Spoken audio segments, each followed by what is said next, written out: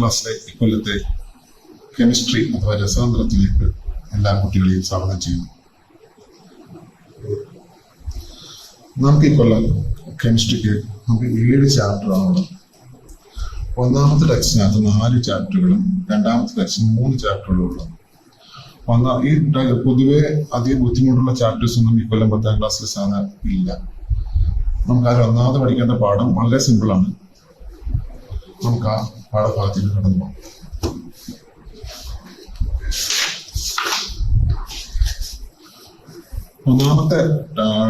ഒന്നാമത്തെ ടെക്സ്റ്റ് ബുക്കിലാണ് നമുക്ക് ആദ്യമേ ഉള്ളത് periodic table and electronic configuration എന്ന പാഠമാണ്. പീരിയോഡിക് ടേബിളും ഇലക്ട്രോൺ വിന്യാസം.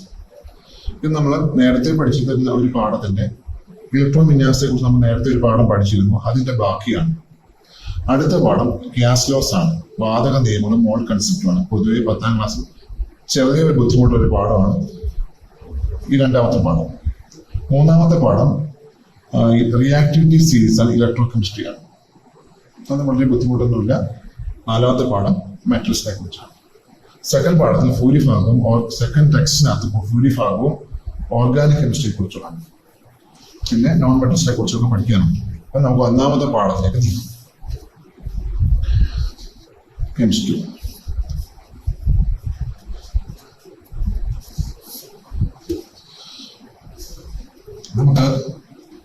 നമ്മൾ നേരത്തെ 9ാം ക്ലാസ് വെച്ച് നമ്മൾ ആറ്റങ്ങളെ കുറിച്ച് പഠിച്ചിട്ടുണ്ട്. ആറ്റങ്ങളുടെ സ്ട്രക്ചർ, ഘടനയെ കുറിച്ച് നമുക്കറിയാം. ഒരാറ്റത്തിൽ എന്തൊക്കെ ഉണ്ടെന്നും ഒരാറ്റം എടുത്താൽ അതിനകത്ത് എന്തൊക്കെ കണങ്ങളുണ്ടെന്നും നമുക്ക് ഓരോരുത്തർക്കും അറിയാവുന്നതാണ്. നമ്മൾ 8ാം ക്ലാസ് തൊട്ട് നമ്മൾ അതിന്റെ കുറച്ച് നമ്മൾ പഠിച്ചു വന്നിരുന്നു. 9ാം ക്ലാസ്സിൽ നമ്മൾ കുറച്ചുകൂടെ നമ്മൾ പഠിച്ചു. 10ലെത്തിയപ്പോൾ നമ്മളത് കുറച്ചുകൂടെ ഇല്ലാതായിട്ട് പഠിക്കാൻ പോകുന്നു എന്നേ ഉള്ളൂ. അത്ര വലിയ ബുദ്ധിമുട്ടുള്ളതൊന്നുമല്ല. അപ്പൊ നമുക്ക് ഒരു ആറ്റത്തെ എടുക്കാം. ഒരാറ്റം എടുത്താൽ ആ ആറ്റത്തിന്റെ സ്ട്രക്ചർ നമുക്ക് അത്യാവശ്യം അറിയാവുന്നതാണ്. എന്താണ്? ആ ആറ്റത്തിന്റെ നടുക്ക് ഒരു ന്യൂക്ലിയസ് ഉണ്ടാകും. ഈ ന്യൂക്ലിയസിനകത്ത് 2 തരത്തിലെ കണങ്ങളാണ് ഉള്ളത്. എന്തൊക്കെയാണ് കണങ്ങൾ? പ്രോട്ടോൺസും ഉണ്ട്, പിന്നെന്താണ്, ന്യൂട്രോൺസും ഉണ്ട്. ഇങ്ങനെ 2 തരത്തിലെ കണങ്ങളുണ്ട്. ഇനി ഇതുകൂടാതെ ന്യൂക്ലിയസിന് ചുറ്റും ഷെല്ലുകളിൽ ആര് കറങ്ങുന്നുണ്ട്? ഇലക്ട്രോൺസ് റിവോൾവ് ചെയ്യുന്നുണ്ട്. നമുക്ക് അറിയാവുന്ന കാര്യമാണ്. ഇപ്പോൾ അതിനകത്ത് സാധാരണ ഒരു ആറ്റത്തിൽ ഒരുപാട് ഷെല്ലുകളൊക്കെ കാണും. ആറ്റത്തിന്റെ വലിപ്പം അനുസരിച്ച് അതിലെ ഇലക്ട്രോണുകളുടെ എണ്ണം അനുസരിച്ച് നമുക്ക് ഷെല്ലുകളുടെ എണ്ണം ഉണ്ടാവും. നമുക്ക് നമുക്കൊരു എക്സാമ്പിളായിട്ട് നമുക്കൊന്ന് എടുക്കാം. എക്സാമ്പിളായിട്ട് നമുക്ക് സോഡിയം എന്നൊരു ആറ്റം എടുത്തു. സോഡിയത്തിന്റെ അറ്റോമിക് നമ്പർ 11 ആണ്. സോഡിയത്തിന് നമുക്ക് നടുക്കൊരു ന്യൂക്ലിയസ് ഉണ്ട്. ആ ന്യൂക്ലിയസിനകത്ത് പ്രോട്ടോൺസ് ഉണ്ട്. 11 പ്രോട്ടോൺസും 12 ന്യൂട്രോൺസും ഒക്കെ ഉണ്ട്. അതുകൂടാതെ ഫസ്റ്റ് നമുക്കൊരു ഷെല്ലുണ്ട്. അതിനകത്ത് ഫസ്റ്റ് ഷെല്ലിൽ 2 എണ്ണക്കുള്ളൂ. നമുക്കറിയാം, നമ്മൾ ഇലക്ട്രോൺ വിന്യാസം പഠിച്ചതാണ്. എന്താണ്? 2A1 2A1 എന്നാണ് വരുന്നത്. ഫസ്റ്റ് ഷെല്ലിൽ 2 എണ്ണക്കുള്ളും, അടുത്ത ഷെല്ലിൽ 8 എണ്ണക്കുള്ളും, അടുത്ത ഷെല്ലില് 1 എണ്ണക്കുള്ളും. ഫസ്റ്റ് ഷെല്ലിൽ 2 എണ്ണം, തൊട്ടടുത്ത ഷെല്ല് എടുത്താൽ അതിനകത്ത് 8 എണ്ണം, 1 2 ഇങ്ങനെ കൊള്ളും. അതിന്റെ അടുത്ത ഷെല്ല് എടുത്താൽ എത്രയാണ്? 1 എണ്ണം. നമ്മളിങ്ങനെ പഠിച്ചിട്ടുണ്ട്. അപ്പോൾ ഇതിനകത്ത് ഓരോ എന്താണ് ഷെല്ല് നമ്മൾ നേരത്തെ പഠിച്ചിരുന്നല്ലോ. എന്താണ് ഷെല്ല് എന്ന് പറയുന്നത്? സാധാരണ ഒരാറ്റത്തില് ന്യൂക്ലിയസിന് ചുറ്റും ഇലക്ട്രോണുകൾ കറങ്ങുന്ന ഒരു നിശ്ചിത പെർഫെക്റ്റ് പാത്തിനെയാണ് നമ്മൾ ഷെല്ല് എന്ന് പഠിച്ചിട്ടുള്ളത്. അപ്പോൾ നമുക്കറിയാം 2n² എന്നൊരു ഇക്വേഷൻ ഉണ്ടായിരുന്നല്ലോ. ഈ 2n² പ്രകാരം ഒന്നാമത്തെ ഷെല്ലിൽ 2 എണ്ണം കൊള്ളും, 2 × 1². രണ്ടാമത്തെ ഷെല്ലിൽ 2 × 2² എത്രയാണ്? 8 വരും. അതാണ് 2 എണ്ണം കൊള്ളുന്നത്. അടുത്തത് 2 × 3² അങ്ങനെ വരും.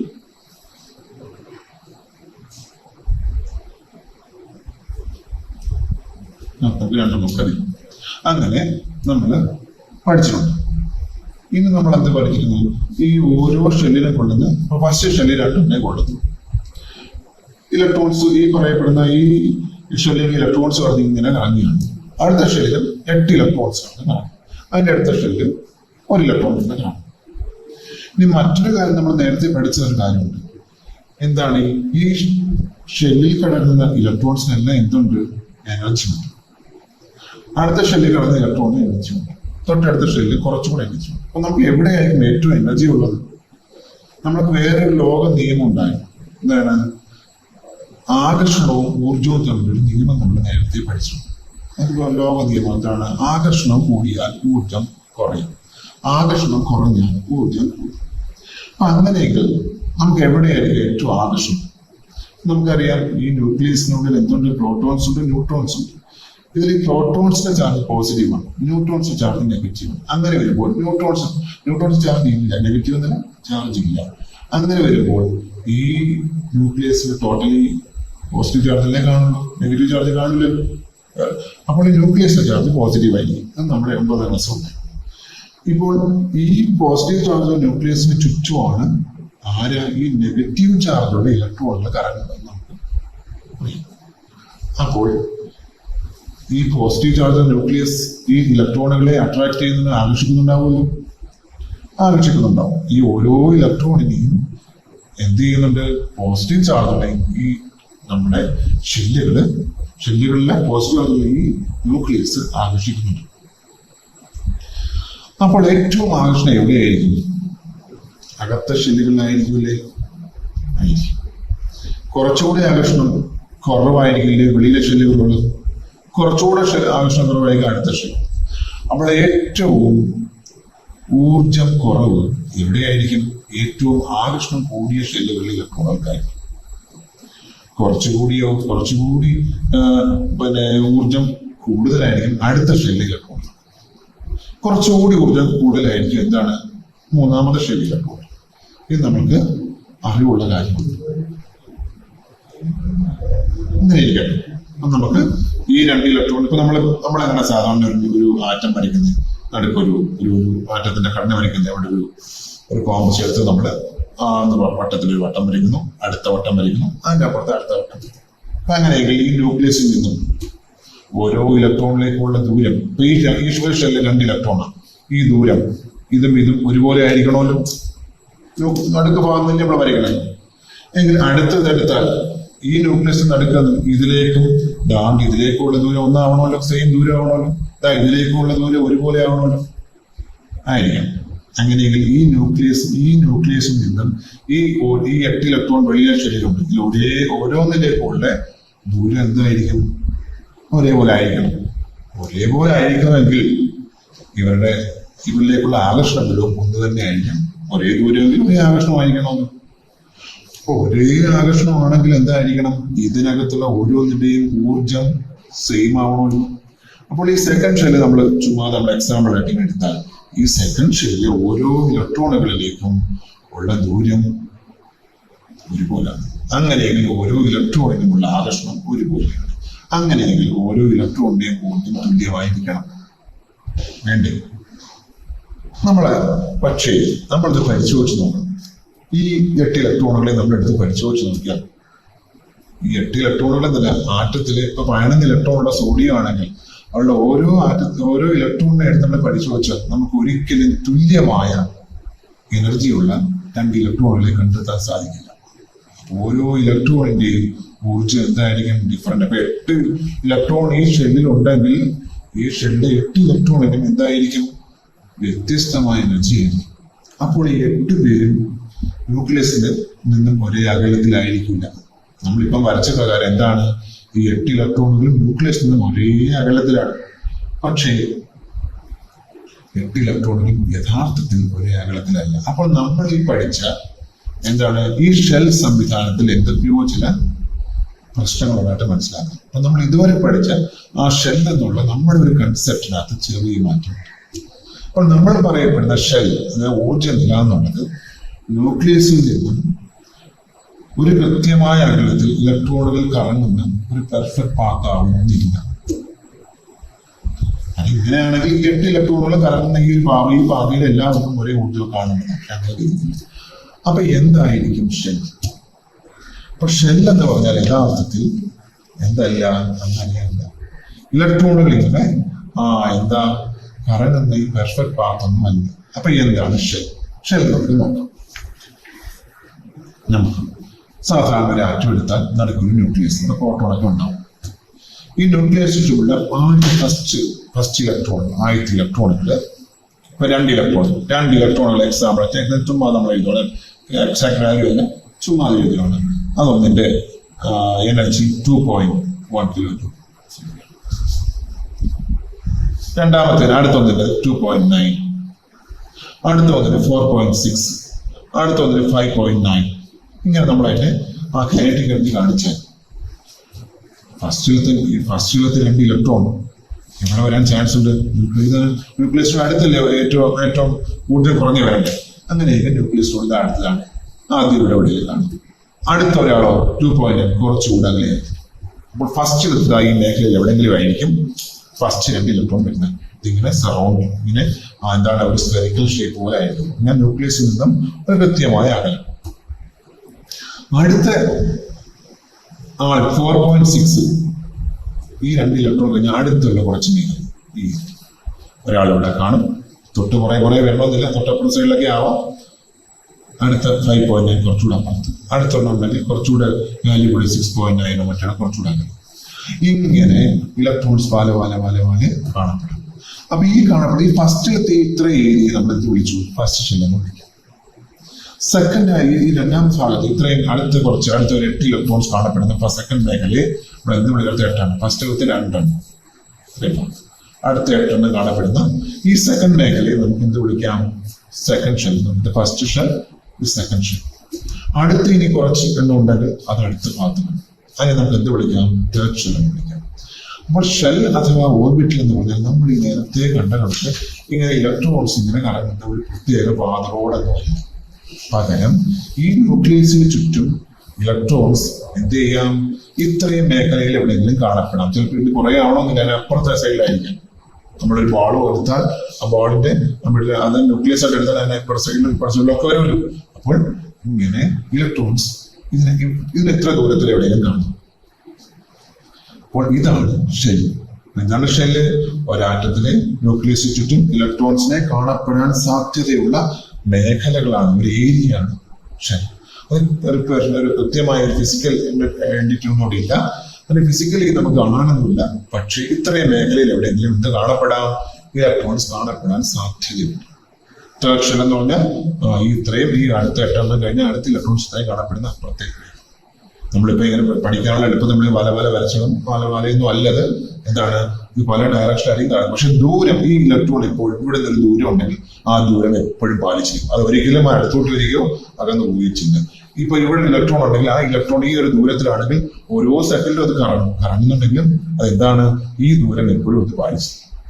അത് ചിലപ്പോൾ ഇലക്ട്രോണിക്കിന്റെ ഒരു ആറ്റത്തിന് ന്യൂക്ലിയസ് ഇരിക്കുന്നത് ചിലപ്പോൾ ഈ ഡയറക്ഷനായി കറങ്ങുന്നത്, ചിലപ്പോൾ ഈ ഡയറക്ഷനായി കറങ്ങുന്നത്.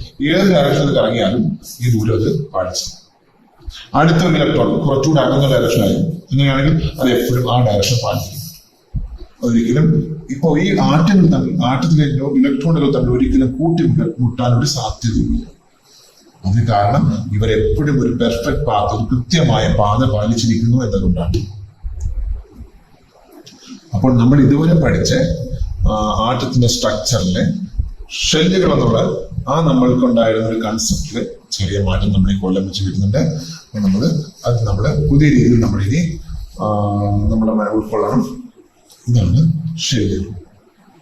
അപ്പം നമുക്കറിയാം. അപ്പം നമ്മളിപ്പം പറഞ്ഞിരുന്നെങ്കിൽ ഞാൻ ആ ഷെല്ലുകളെ നമുക്ക് കുറച്ചുകൂടി ഇലാബറേറ്റ് ആയിട്ട് പഠിക്കാം.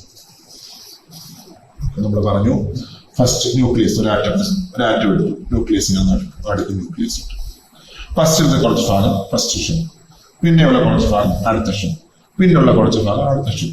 ഫസ്റ്റിലത്തെ കുറച്ച് ഭാഗം 2 ഇലക്ട്രോൺ, 1, 2. അടുത്തതിലാണ് 8 ഇലക്ട്രോൺ, 1, 2, 3, 4, 5, 6, 7, 8. അടുത്ത ഭാഗത്ത് നമുക്ക് നോക്കാം. മൂന്നാം ഷെല്ലിൽ എത്ര? 2n² അല്ലേ? ഒന്നാം ഷെല്ലിൽ 1n², 2n², 2 × 1² ആയതുകൊണ്ടാണ് 2 വന്നത്. 2 × 2² വന്നുകൊണ്ടാണ് 8 വന്നത്. അടുത്ത 2 × 3². എത്ര വരണം? 2 × 3², 2 × 3² 9, 2 × 3², 2 × 9, 18 വരണം. ഇവിടെ തന്നെ കാണാം. ഇതേപോലെ 18 അങ്ങോട്ടും ഉണ്ടാവും. അപ്പൊ ഇലക്ട്രോൺസ് ഈ പറയപ്പെടുന്ന ഈ മേഖലയിൽ ഈ ഇലക്ട്രോൺ കാണണമെങ്കിൽ ഈ മേഖലയ്ക്ക് ഒരു എനർജി കാണും. ആ എനർജി ഉള്ള സ്ഥലത്തായി ആ എനർജിയുടെ ഇലക്ട്രോൺ കാണുന്നു. ഈ മേഖലയിൽ വേറൊരു എനർജി ആയിരിക്കും. അതുകൊണ്ടാണ് നമ്മൾ ഇതിനെ എന്ത് പറയുന്നത്? ഈ ഷെല്ലുകളെ നമ്മൾ എനർജി ലെവൽസ് അല്ലെങ്കിൽ ഊർജ്ജ നിലകൾ എന്ന് വിളിക്കാറുണ്ട്. ഈ ഭാഗത്ത് ഒരു ഇലക്ട്രോൺ ഉണ്ടെങ്കിൽ ആ ഇലക്ട്രോണിന്റെ ഒരു ഊർജ്ജം ഉണ്ടെങ്കിൽ ആ മേഖലയുടെ ഊർജ്ജവും ആ ഊർജ്ജമായിരിക്കും.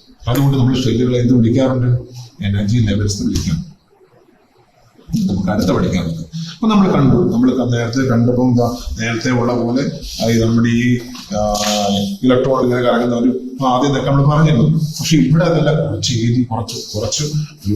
കുറച്ച് സ്ഥലമുണ്ട്, ആ സ്ഥലത്ത് നിന്നാണ് ഇലക്ട്രോൺസ് കിടക്കുന്നത്. അപ്പൊ നമുക്ക് പറയാം, അപ്പൊ നമുക്ക് പഠിക്കാനുള്ള സൗകര്യം, ഇപ്പൊ നമ്മൾ കുറച്ചുകൂടി ഇലാബറേറ്റ് ആണ് നമ്മൾ പഠിക്കുന്നത്. നമുക്ക് പഠിക്കാനുള്ള സൗകര്യത്തിനായിട്ട് നമുക്ക് ഈ ഷെല്ലുകളെ നമുക്ക് ഇനി തരംതിരിക്കേണ്ടി വരും. തരംതിരിച്ചാൽ മാത്രമേ നമുക്ക് ഈ ഊർജ്ജ നിലകളെ കുറിച്ച് കൂടുതൽ പഠിക്കാൻ സാധിക്കൂ. അതുകൊണ്ട് നമ്മൾ എന്ത് ചെയ്യുന്നു, നമ്മൾ ഈ ഷെല്ലുകളെ നമ്മൾ തരംതിരിക്കാൻ നോക്കാം. എങ്ങനെ തരംതിരിക്കാം? ഈ ഒന്നാമത്തെ ഷെല്ലിൽ ആകെ 2 ഇലക്ട്രോണേ ഉള്ളൂ. അതിനെ കൊല്ലി തരംതിരിക്കേണ്ട കാര്യമില്ല. എന്നാലും നമുക്ക് വേണമെങ്കിൽ ഒരു സുഖത്തിന് വേണ്ടി നമുക്ക് അതിന് ചുമ്മാ ഒരു പേര് കൊടുക്കുക. എന്താണ്? നമുക്ക് എസ് എന്ന പേര് കൊടുക്കാം. എസ് എന്ന പേര് കൊടുക്കാം. രണ്ടാമതെടുത്താൽ അതിനകത്ത് ഇനി എന്തുണ്ട്, ഒരുപാട് പേരുണ്ട്. അതിന് നമ്മൾ ഫസ്റ്റ് 2 പേര് വേണം. ഈ ചെറിയ പാർട്ടിനെ നമ്മൾ എസ് എന്ന് പേര്, സെക്കൻഡ് പാർട്ടിനെ പി എന്ന് പേര്. അപ്പൊ നമ്മൾ എന്ത് ചെയ്തു, ഈ ഷെല്ലിനെ നമ്മൾ 2ആയി ഡിവൈഡ് ചെയ്തു, 2ആയി പകുത്തു. അതുകൊണ്ട് നമ്മൾ ഇതിനെന്ത് പേരിടുന്ന അറിയാം, ഇത് ഓരോന്നിനും ഓരോ സബ് ഷെല്ലിന്റെ പേര്. അപ്പൊ ഷെല്ലിനുള്ളിലുള്ള ചെറിയ മേഖല പഠിക്കാനുള്ള എളുപ്പത്തിൽ നമ്മൾ ചെയ്യുന്നത് ഈ മേഖലയ്ക്ക് എന്ത് പറയും, first section S section. Second മേഖലയ്ക്ക് എന്ത് പറയുന്നു, സെക്കൻഡ് ഷെൽ. എന്താ? പി എന്നാണ് പേര്. എന്താണ് സബ് ഷെല്ലുകൾ? നമ്മള് സാധാരണ ന്യൂക്ലിയസിന് സറൗണ്ട് ചെയ്ത് എന്ത് കാണും, ഷെല്ലുകൾ കാണും. ഈ ഷെല്ലുകൾക്കുള്ളിൽ നമ്മൾ എന്ത് ചെയ്യുന്നു, നമ്മൾ ഇതിനെ പിന്നെ വീണ്ടും ഡിവൈഡ് ചെയ്യുന്നു. അതിനുള്ളിൽ കാണുന്ന ഉപഊർജ്ജത്തിലല്ലേ, സബ് എനർജി ലെവൽസിനെ നമ്മൾ എന്ത് പറയപ്പെടുന്നു, സബ് ഷെൽസ്. അപ്പം ഷെല്ലിനകത്ത് കാണപ്പെടുന്ന സബ് എനർജി ലെവൽസ്, ഷെല്ലിനുള്ളിൽ കാണപ്പെടുന്ന ഉപഊർജ്ജ നിലകളെ നമുക്ക് എന്ത് വിളിക്കാം, സബ് ഷെൽസ്. അതെങ്ങനെയാണ് കാണപ്പെടുന്നത്? ന്യൂക്ലിയസിന് ചുറ്റും ഷെല്ല് കാണപ്പെടുന്ന പോലെ തന്നെ ഷെല്ലിനുള്ളിൽ എന്ത് കാണുന്നു, ഒന്നിന് പുറകെ ഒന്നായിട്ട് സബ് ഷെൽസ് കാണുന്നു. അപ്പൊ നോക്കണേ, ആദ്യത്തെ 2 പേര് വരുന്ന ആ ഭാഗം നമ്മൾ എന്ത് പേരിട്ടു, എസ് എന്ന് പേരിട്ടു. രണ്ടാമത്തെ 8 പേരുള്ളത് എത്രണ്ണം വരും?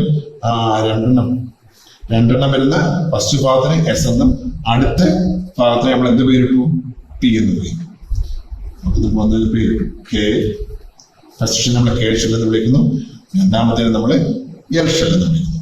മൂന്നാമത്തെ നമുക്ക് എടുക്കും, മൂന്നാമത് നമ്മൾ എം ഷെൽ എന്നാണ്. എം ഷെല്ലിൽ എത്രണ്ണം ഉള്ളത്? 18 എണ്ണം.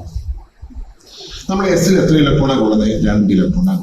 ഇവിടെ നോക്കിയേ, ഫസ്റ്റിലത്തെ എസിനകത്ത് 2 ഇലക്ട്രോൺ, ആകെ 8 ഇലക്ട്രോൺ ഉണ്ടായിരുന്നേ. ഇതിൽ ഈ 2 എണ്ണം കൊണ്ടുവച്ച് ബാക്കി എത്രയായിരുന്നു? ബാക്കിയുള്ളത് 6 എണ്ണമാണ്. പി സാധാരണ പറഞ്ഞ ഇലക്ട്രോണുകളുടെ എണ്ണം 6 എണ്ണമായിരിക്കും.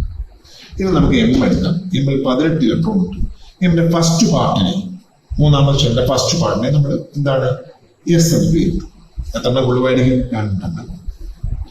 സെക്കൻഡ് പാർട്ടിനെ നമ്മൾ പി എന്ന് പേര് വിളിക്കും. പിയിൽ സാധാരണ എത്ര കൊള്ളുന്നത്? 6 എണ്ണം. ഇവിടെ 6 എണ്ണം. ഫസ്റ്റിലത്തെ 6 2 6 നമ്മുടെ എസ് ഇരുത്തി ഇത് പേരിട്ടു. ഇവിടെ തന്നെ കൊള്ളും 6. ഇനി മൂന്നാമത്തെ വരെ നമ്മൾ പറയുന്ന പേര് ഡി എന്നാണ്. മൂന്നാമത്തെ ബാക്കി ഈ 6 ഈ 2 കൂടെ കൂട്ടി 8 എണ്ണം ഉണ്ട്.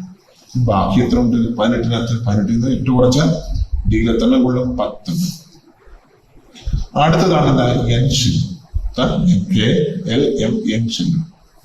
എന്നിൽ എങ്ങനെയാണ്? 2 × 4² ആണ്. 32 എണ്ണം. 32 അങ്ങനെ വരുമായിരിക്കും. എസ് ഉണ്ട്, ടി ഉണ്ട്, ഡി ഉണ്ട്, ലാസ്റ്റ് 4ാമത്തെ എഫ് എന്നാണ്.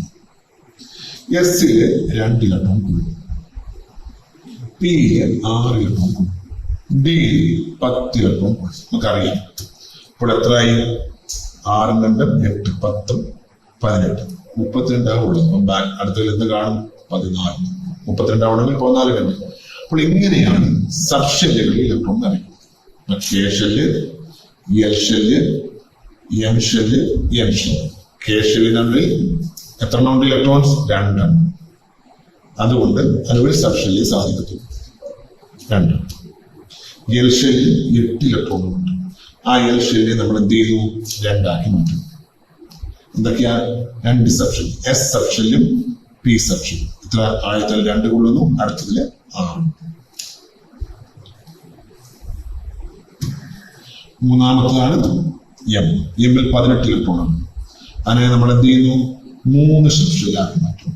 എസിനകത്ത് 2 എണ്ണം കൊള്ളുന്നു, പിയിൽ 6 എണ്ണം കൊള്ളുന്നു, ഡിയിൽ 10 എണ്ണം കൊള്ളുന്നു. നമ്മൾ അവസാനത്തെ എന്നിനെ നമ്മൾ എത്ര എണ്ണമാക്കി മാറ്റുന്നു? 4 സബ്ഷനിലാക്കി മാറ്റും. ഫസ്റ്റിലത്തെ എസ് അത് 2 എണ്ണം കൊള്ളും, അടുത്ത പി 6 എണ്ണം കൊള്ളും, ഡിയിൽ 10, എഫിൽ 16. അപ്പൊ നോക്കണേ, ഒന്നാമത്തെ ഷെല്ലിൽ 1 സബ്ഷനിലാണ് ഉള്ളത്, രണ്ടാമത്തെ ഷെല്ലിൽ 2 സബ്ഷനിലാണ് ഉള്ളത്, എസ് എം പി. മൂന്നാമത്തെ ഷെല്ലിൽ 3 സബ്ഷൻ, എസ് പി ഡി. നാലാമത്തതിനകത്ത് 4 സബ്ഷൻ. ഇങ്ങനെയാണ് സബ്ഷനുകളുടെ ക്രമീകരണം. നോക്കണേ, എസ് ആണെങ്കിൽ എല്ലാ ഷെല്ലിലും, എസ് സബ്ഷൻ എല്ലാത്തിനും ഇതിനകത്ത് എസ് പിയിൽ കാണാം, നമ്മൾ എല്ലിൽ കാണാം, എമ്മിൽ കാണാം, എന്നിൽ കാണാം. ഇതിനകത്താണെങ്കിലോ പി സബ്ഷനിൽ ഫസ്റ്റ് ഷെല്ലിൽ കാണും, സെക്കൻഡ് ഷെല്ലിലൂടെ ഉള്ളൂ. എം സബ്ഷനിലാണ് എന്തുള്ളത്? ഡി അത് മുന്നിലുള്ളതാണ്. എഫ് 4 തൊട്ടേ വരും. ഇങ്ങനെയൊക്കെയാണ് നമ്മുടെ സബ്ഷെല്ലുകളിലെ ഇലക്ട്രോണുകളുടെ ക്രമീകരണം. അപ്പൊ നമ്മൾ കണ്ടു 4 ഷെല്ലുകളിൽ കുറെ സബ്ഷെല്ലുകളായിട്ട് നമുക്ക് കണ്ടു. അപ്പൊ നമുക്ക് ഓരോ ഷെല്ലിനും ഇപ്പൊ നോക്കാം. ഇവിടെ നമ്മുടെ എസ് ഫസ്റ്റ് ഷെല്ലിൽ എസ് ഉണ്ട്, സെക്കൻഡ് ഷെല്ലില് എസ് സബ്ഷെല്ലുണ്ട്, മൂന്നാമത്തെ ഷെല്ലിലും എസ് സബ്ഷെല്ലുണ്ട്, 4ലുമുണ്ട്. അപ്പൊ എല്ലാ ഷെല്ലുകളിലും എസ് സബ്ഷെല്ലും ഉണ്ടാവും. ഇതുപോലെ പി രണ്ടാമത്തെ തൊട്ട് ബാക്കിയുള്ള എല്ലാം ഉണ്ടാവും. അപ്പൊ നമുക്ക് ഇതിന് നമ്മളിപ്പോ ഒന്നാമത്തെ ഷെല്ലിന്റെ എസ് എന്ന് കാണിക്കണമെങ്കിൽ നമുക്ക് തിരിച്ചറിയാൻ എന്തെങ്കിലും ഒരു വേണം, അല്ലെങ്കിൽ എല്ലാ എസ് എന്നും പോകും. അപ്പൊ നമുക്ക് എന്ത് ആവശ്യമുണ്ട്? ഇതിന്റെ മുന്നിൽ ഈ സബ്ഷെല്ലുകളുടെ മുന്നിൽ അത് ഏത് ഷെല്ലിലെ എന്ന് കാണിക്കാൻ വേണ്ടി നമുക്ക് എന്തെങ്കിലും ഒരു നോട്ടിഫിക്കേഷൻ കിട്ടും. അതിനായിട്ട് നമ്മൾ എപ്പോഴും നമ്മുടെ ഷെല്ലിന്റെ കൂടെ, സബ്ഷെല്ലിന്റെ കൂടെ നമ്മൾ എന്ത് ചെയ്യും? ഇതിലെ ഷെല്ലിന്റെ നമ്പർ കൂടി കാണിച്ചിരിക്കും. ഇതിന്റെ കൂടെ ഇത് കാണിക്കും, 1 കാണിക്കും. ഇവിടെ നമ്മൾ ഇതിപ്പോ ഒന്നാമത്തെ ഷെല്ലിലാണ് 1s കാണിക്കും. രണ്ടാമത്തെ ആണെങ്കിലോ എസിന്റെ മുന്നിൽ രണ്ടാമത്തെ 2s 2p, ഇതിന്റെ അടുത്ത് എന്താ 3s 3p 3d, നാലാമത്താണ് 4s 4p 4d 4. അപ്പോൾ നമ്മൾ സാധാരണഗതിയിൽ എന്താണ് സബ്ഷെല്ലുകളുടെ കൂടെ എന്താണ് അതിന്റെ മെയിൻ ഷെല്ലിന്റെ നമ്പർ കൂടി കാണിച്ചത് എങ്കിൽ എന്താണ് അത് ആവശ്യം? നമുക്ക് തിരിച്ചറിയുന്നത് ഏത് ഷെല്ലിലുള്ള സബ്ഷെല്ലാണ്. അപ്പൊ നമ്മൾ എന്തൊക്കെ പഠിച്ചു? ആറ്റമുണ്ട്, ആറ്റത്തിന് നടുക്കൊരു ന്യൂക്ലിയസ് ഉണ്ട്, ന്യൂക്ലിയസ് ചുറ്റും ഷെല്ലുകളുണ്ട്. ഷെല്ലുകളൊന്നും പെർഫെക്റ്റ് പാത്തൊന്നും അല്ല, ഒരു കൃത്യമായ വഴിയൊന്നുമല്ല. ഷെല്ലുകൾ എന്താണ്? ഇലക്ട്രോൺസിനെ കാണപ്പെടാൻ ചാൻസ് ഉള്ള ഏരിയയാണ്. അത് എങ്ങനെ വരും? ആറ്റത്തിനും സ്പെറിക്കലി ആയിരിക്കും പുതിയ വരുന്നത്, ചുറ്റുമായിട്ടായിരിക്കും. നമ്മൾ വരച്ച പോലെ ഇങ്ങനെ വരഞ്ഞിരിക്കുന്നതല്ല, അപ്പുറ സൈഡിലും ഇപ്പുറ സൈഡിലും ഒക്കെ ഉണ്ടായി. ഈ ദൂരം എന്നുള്ളത് ഇവിടെ ആവാം, അപ്പോൾ അങ്ങോട്ടാവാം, ഇങ്ങോട്ട് മുകളിലോട്ടാവാം, താഴോട്ടാവാം, ഏത് സൈഡിലോട്ട് ആവാം. ഇതുപോലെ ഒരു ഷെല്ല് കഴിഞ്ഞാൽ അടുത്ത ഷെല്ലുണ്ടാവും. ഇങ്ങനെ കാണും. അപ്പം ഷെല്ലുകൾ എന്നുള്ളത് ഈ പെർഫെക്റ്റ് പാത്തല്ല, ഈ ന്യൂക്ലിയസ് ചുറ്റും ഇലക്ട്രോൺസിനെ കാണപ്പെടാൻ സാധ്യതയുള്ള ഒരു ഏരിയ. അടുത്ത ഷെല്ല് അടുത്ത ഏരിയ. അപ്പൊ ഷെല്ലുകളിൽ നമുക്ക് ഇപ്പൊ ഇലക്ട്രോണുകളെ നമ്മൾ എന്താണ് നേരത്തേതുപോലെ നമ്മൾ എന്താണ് ഒന്നിന് പറയുക ഒന്നിടുവല്ല, എന്താ ഒരു പെർഫെക്റ്റ് പാത്തിൽ ഇടുകയല്ല, ഇങ്ങനെയാണ് അറേഞ്ച് ചെയ്തത്. അപ്പൊ ഷെല്ലുകളെ നമുക്ക് പഠിക്കാനുള്ള സൗകര്യത്തിന് വേണ്ടി നമുക്ക് ഷെല്ലുകളെ പല സബ്ഷെൽസ് ആയിട്ട് ഡിവൈഡ് ചെയ്യാം. ഒന്നാമത്തെ ഷെല്ലിനെ ഒരു സബ്ഷെല്ലാക്കും. നമ്മൾ എന്താ എസ്, രണ്ടാമത്തെ എസ് എന്നും പി എന്നും പറയുന്നു. 2 സബ്ഷെല്ലുണ്ട്, മൂന്നാമത്തെ 3 സബ്ഷെല്ലുണ്ട്, നാലാമത്തെ 4 സബ്ഷെല്ലുണ്ട്. ഇനി നമ്മൾ സബ്ഷെല്ലുകളെ തിരിച്ചറിയാൻ വേണ്ടി സബ്ഷെല്ലുകളുടെ മുന്നിൽ അതിന്റെ മെയിൻ ഷെല്ലിന്റെ നമ്പർ കൂടി ചേർക്കും. ഇത്രയുമാണ് നമുക്ക് പുതിയ രീതിയിൽ നമ്മൾ എന്താണ് ആറ്റത്തിന്റെ സ്ട്രക്ചർ നമ്മൾ വിഭാവനം ചെയ്യുന്നത്. ഇനി അടുത്ത് നമ്മൾ പഠിക്കാറുള്ളത്, നമ്മൾ ഇതുവരെ ഇലക്ട്രോണുകളെ വിന്യസിക്കുന്നത്, ഇലക്ട്രോണുകളെ അറേഞ്ച് ചെയ്യുന്നത്, കോൺഫിഗർ ചെയ്യുന്നത് നമ്മൾ എങ്ങനെയായിരുന്നു? 281 282 അങ്ങനെ നമ്മൾ കാണിക്കുന്നു. 281 282 അങ്ങനെ കാണിക്കുന്നു. പക്ഷെ ഇനി നമ്മൾ അങ്ങനെ എന്താണ് ഇങ്ങനെ ഷെല്ലുകൾ ഇങ്ങനെയല്ല നമ്മൾ കാണിക്കുന്നത്, സബ് ഷെല്ലുകളായിരിക്കും ഇലക്ട്രോണുകളെ കാണിക്കുന്നത്. അപ്പൊ സബ് ഷെല്ലുകൾ ഇലക്ട്രോണുകളെ കാണിച്ചാൽ, വിന്യസിച്ചാൽ, അറേഞ്ച് ചെയ്താൽ നമ്മൾ അതിന് പേര് കൊടുക്കും subshell electronic configuration. Subshell electron വിന്യാസം നമ്മൾ പേര് കൊടുക്കും. നമ്മൾ ഈ കൊല്ലം 10ാം ക്ലാസ്സിൽ ഇലക്ട്രോണിക് കോൺഫിഗറേഷൻ അല്ല നമുക്ക് പഠിക്കേണ്ടത്, സബ്ഷെൽ ഇലക്ട്രോണിക് കോൺഫിഗറേഷൻ അഥവാ സബ്ഷെൽ ഇലക്ട്രോൺ വിന്യാസമാണ് നമ്മൾ പഠിക്കാൻ പോകുന്നത്. എന്താ പറയുക, പഴയ ഇലക്ട്രോൺ വിന്യാസം പൂർണ്ണമായി മറന്നു കളയൊന്നും വേണ്ട, അത് നമുക്ക് ചില സ്ഥലത്ത് ആവശ്യം. നമുക്ക് നോക്കാം അതെങ്ങനെയാണ്. അപ്പൊ നമ്മൾ പഠിക്കാൻ പോകുന്നത് എന്താണ്? subshell electronic configuration. Subshell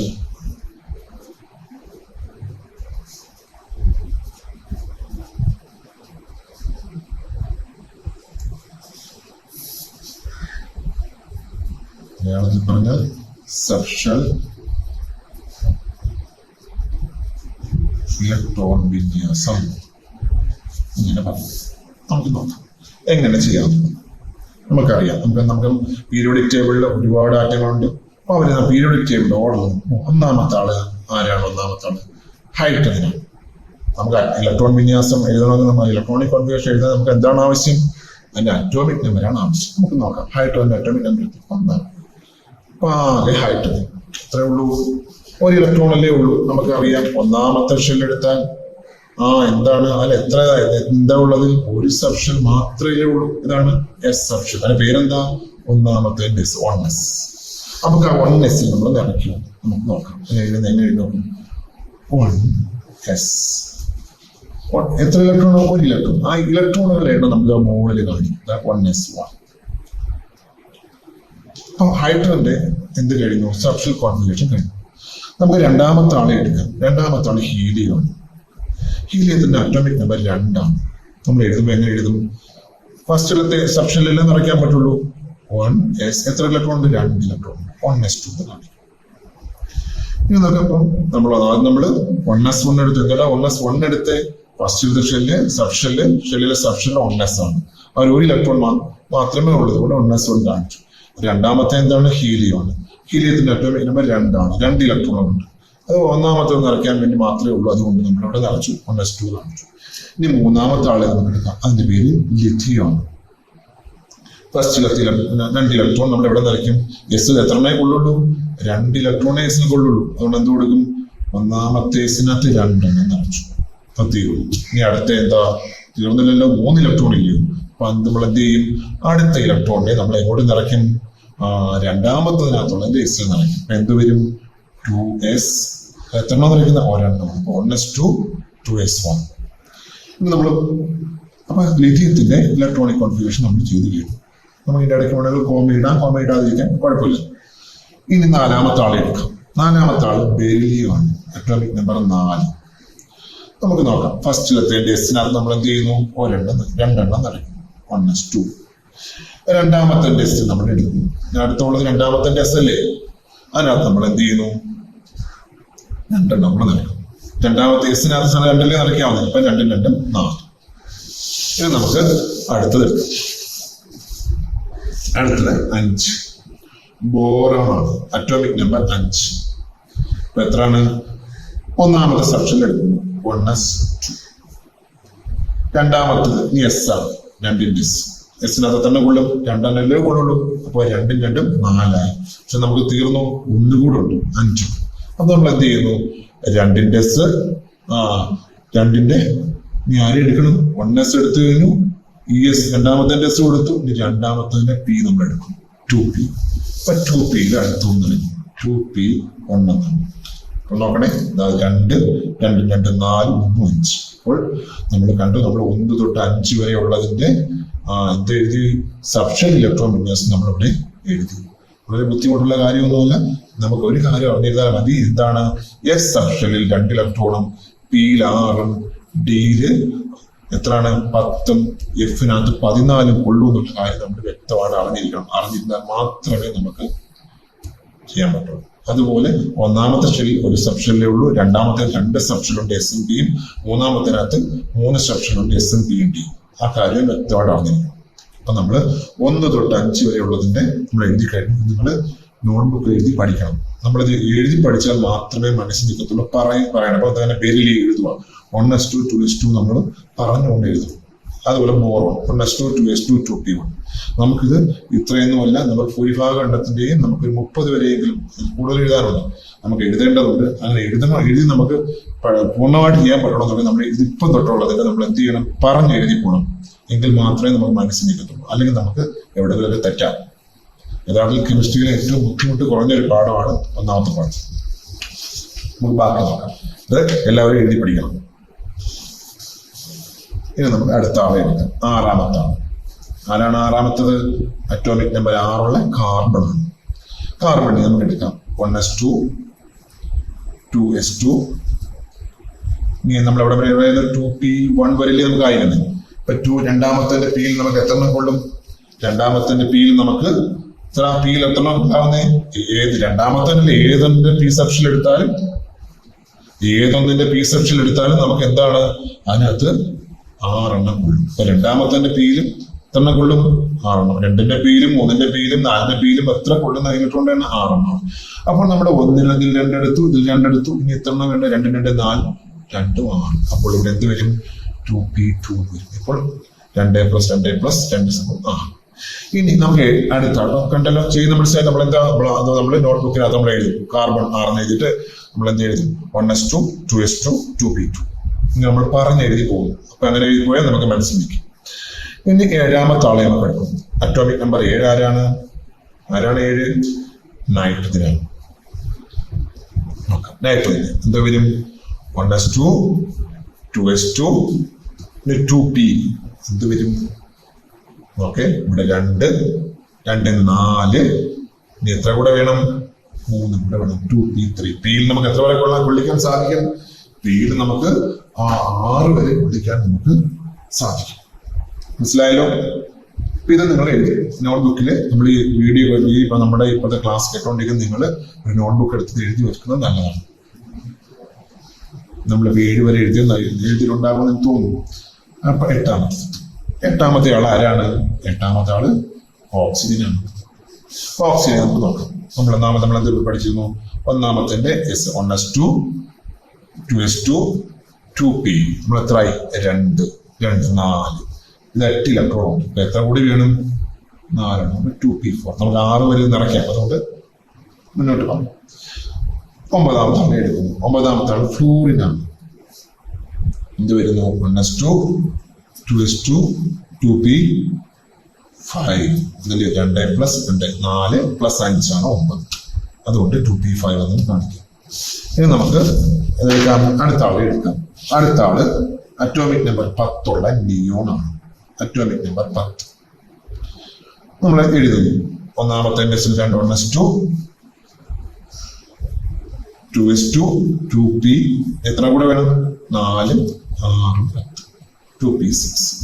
ശ്രദ്ധിക്കുക, പിയിൽ ആകെ 6 എണ്ണം നിറയ്ക്കണം. 6 നിറഞ്ഞു കഴിഞ്ഞു. ഇനി നമുക്ക് പിയിൽ ഇവിടെ അടുത്ത ആളെ നിറയ്ക്കുമ്പോൾ പിയിൽ തികയില്ല. അടുത്ത ആളെ എടുക്കേണ്ടി വരും. 2p6. ഇനി നമുക്ക് അടുത്ത ആളെ എടുക്കാം. അടുത്ത ആളാണ് സോഡിയം. നിങ്ങൾ ഈ കേൾക്കുന്നവര് ഇത് എഴുതിയെടുക്കേണ്ടതാണ്. നോട്ട്ബുക്ക് എഴുതുന്നത് നല്ലതാണ്. 1s2 2s2 2p. പിയിൽ എത്ര കുറയും? മാക്സിമം നമ്മൾ പറഞ്ഞു പിയിൽ എത്ര നമ്മൾ നിറയ്ക്കാവുന്നേ? നേരത്തെ നമ്മൾ പറഞ്ഞിട്ടുണ്ടല്ലോ പിയിൽ എത്ര നിറയ്ക്കാവുന്നേ? പിയിൽ 6 ഏതിന്റെ പിയിലാണെന്ന് 6 നമുക്ക് നിറയ്ക്കാൻ സാധിക്കും. ഇപ്പൊ പിയുടെ നമുക്ക് 6 നമ്മൾ നിറച്ചു. 2p6 പിയിൽ നിറഞ്ഞു. ഇനി ആരാ? നമ്മൾ 1ന്റെ S എടുത്തു, 2ന്റെ S എടുത്തു, 2ന്റെ p എടുത്തു, 2ന്റെ 2 കഴിഞ്ഞല്ലോ. ഇനി എന്തെടുക്കണം? 3യിലുള്ള 3ാമത്തെ ഷെല്ലിലുള്ള 3s എടുക്കും. അത് കഴിഞ്ഞ് ആരെടുക്കുമായിരിക്കും?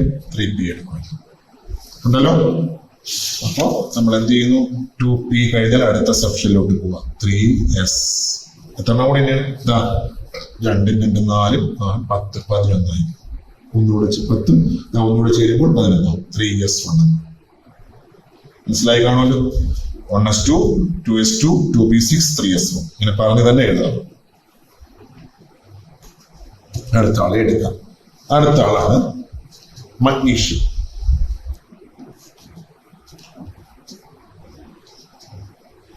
മഗ്നീഷ്യം അറ്റോമിക് നമ്പർ 12 ആണ് magnesium. Magnesium 1s2 2s2 2p6 എത്രയായി? 10 എണ്ണമായി. നമ്മൾ 3s നമ്മൾ എടുത്തായിരുന്നു. 3s1 ആയിരുന്നു. ഇനി എന്ത് വരും? 3s2 2 4 10 12. ഇപ്പോൾ നമ്മള് ക്ലിയർ ആയി കാണുമല്ലോ. 1 തൊട്ട് 12 വരെയുള്ള ആറ്റങ്ങളുടെ സബ്ഷൽ ഇലക്ട്രോൺ വിന്യാസം, സബ്ഷൽ ഇലക്ട്രോണിക് കോൺഫിഗറേഷൻ ആണ് നമ്മൾ എഴുതിയത്.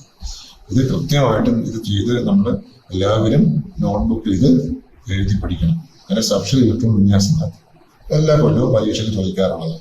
ആരുടെയെങ്കിലുമൊക്കെ കുറച്ച് പേരുടെ സബ്ഷൽ ഇലക്ട്രോൺ വിന്യാസം എഴുതാൻ വേണ്ടി ചോദിക്കും. ഇവിടെ തൊട്ട് ആദ്യം തൊട്ട് എഴുതി പഠിച്ചെങ്കിൽ മാത്രമേ നമുക്ക് ചെയ്യാൻ പറ്റുള്ളൂ. വളരെ ബുദ്ധിമുട്ടില്ല, എളുപ്പമാണ്.